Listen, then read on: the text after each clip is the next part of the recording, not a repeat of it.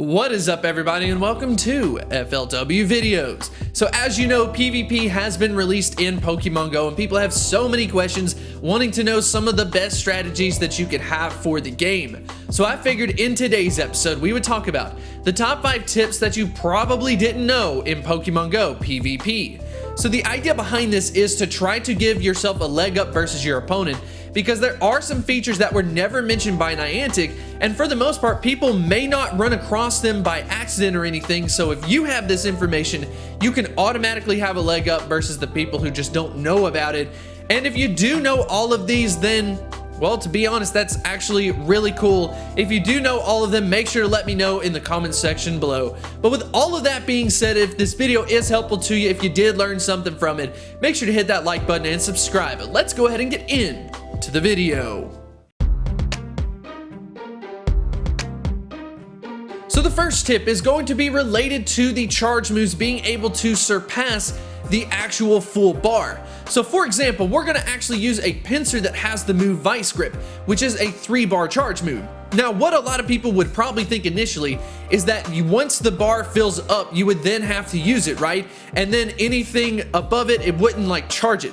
But what we did was we tested this out. If you go past it, if you just keep charging it up, even though the bar is already full, what you will see is that it can use the charge move multiple times back to back. It can use it up to 3 times, believe it or not, which kind of makes sense because it was initially a 3-bar move, but people thought that it got brought down to a 1-bar. So keep that in mind. If you have a Pokemon with a 3-bar charge move or a 2-bar charge move, you can actually go past the actual first bar, charge it up, get yourself 2 moves ready, and then hit them back to back. So this is actually a really good strategy if you want to bait a shield, where you'll go in, you'll charge it past one, maybe they block the first one, but then you hit them with another 2.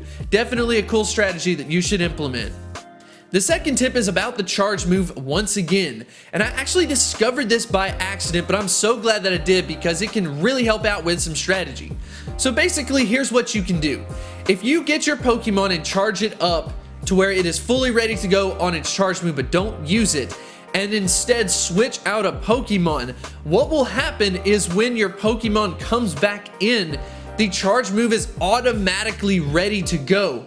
This could be super helpful. Let's say that you're really low on your health, but you do have that charge bar ready to go, but you want to save it for another time. What can happen is when you switch it back in, you can immediately spam your move, and in doing so, you can guarantee damage versus your opponent, assuming they don't use a shield.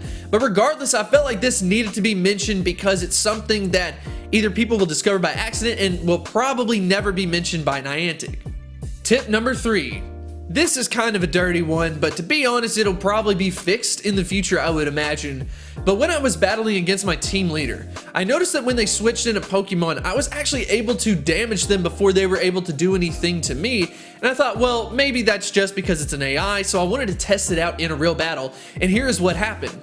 Once I went into the real battle, I started to notice that once the switch out came into play, I was able to get a few hits off versus the other team before they could actually do anything. So while the switch was occurring during the animation, you could actually hit them. So make sure that you do take advantage of this since it is presented to us, that you go ahead and spam that button while they are coming in. That little bit of health that you take off of them could end up being the reason why you end up winning.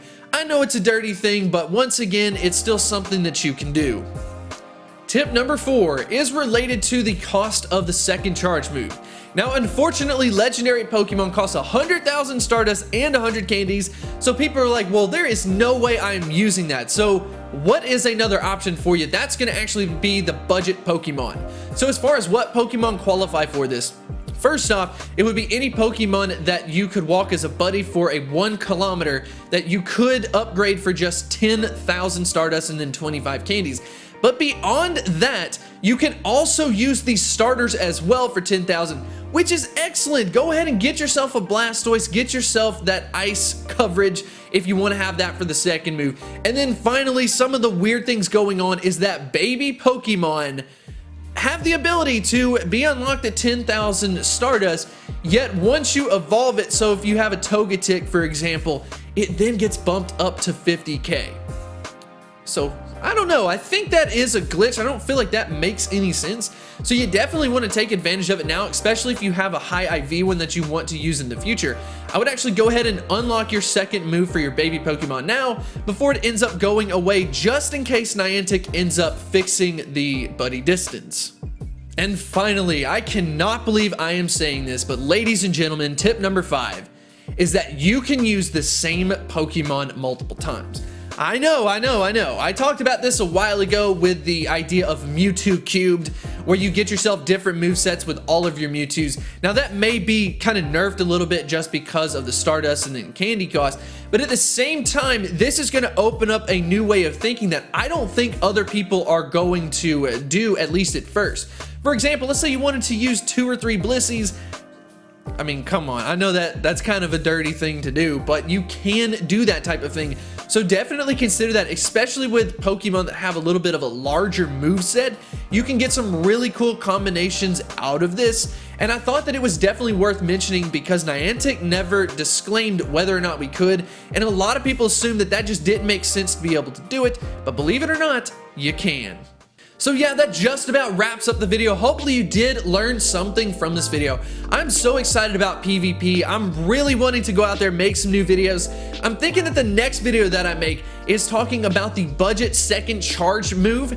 What Pokemon would be good to add on that second charge move where you're only spending like 10k Stardust to do it, so just that bottom tier, because there are actually some solid options invested in that. So if you want to stay up to date on all of this news, want to see tutorials, tips, stuff like that, make sure that you like and subscribe. We'll go ahead and end on a question of the day. Did you learn anything from this video? And then if you already kind of knew it, what is something that I missed that you think people need to know? Make sure to leave it in the comment section below, and I will see you next time.